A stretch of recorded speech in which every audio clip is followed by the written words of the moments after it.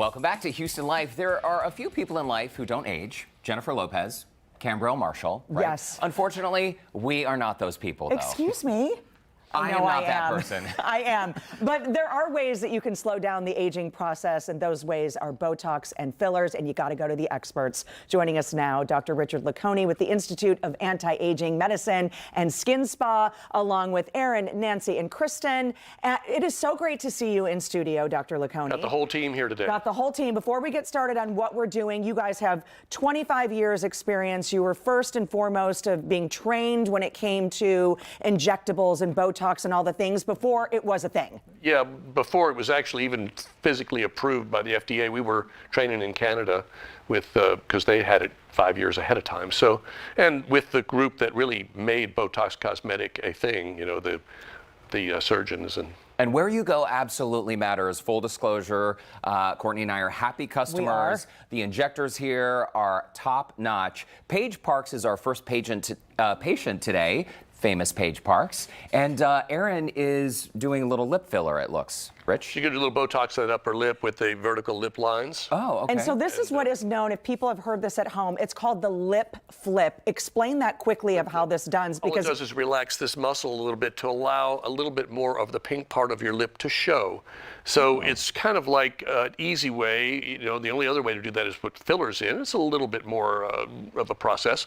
So this just 4 little shots in the upper lip, bingo, with this little tiny micro needle, and it just flips it up, gives it the, some people call it the French flip, you know. Okay. The French flip. The French flip, there it is. Who knew, it's French, it's cool, right? A beautiful Cupid's Oui, oui. bow. Oui, oui.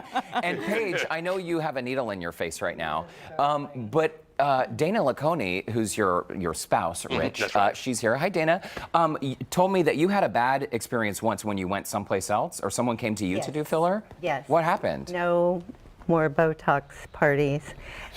It was a cost savings that cost me forever to find someone like Dana who could not only repair what had happened, but also that could create such a natural look. So someone messed up your face, essentially, and Dana had to fix it. Sort of, yeah. You have a beautiful face. You really do. Thank you. Absolutely. Well, I think that the art that she brings to it and that the studio brings to the whole business is a beautiful thing. Yeah, they're the best of the best. Okay, Aaron, we're going to let you continue with Paige. Let's move on over. Nancy is actually injecting her daughter, Brittany. Yes. And Rich, what is Nancy doing over there?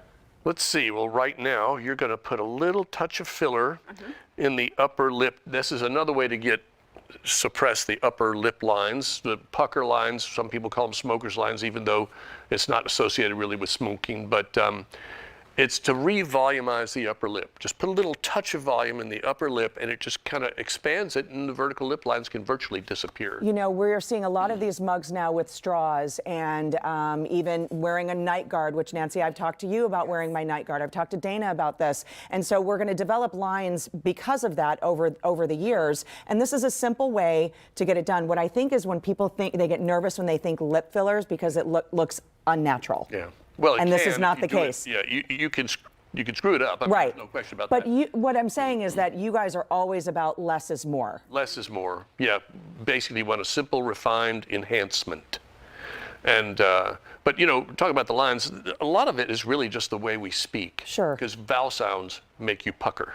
So you'd probably do that a lot more than you're drinking out of any straw. You say, so it's oh, certain vowel sounds. Oh. Interesting. Orlando. Orlando, your husband. Say that There all it the is. time. That's the problem. Let's change his name. Change his name.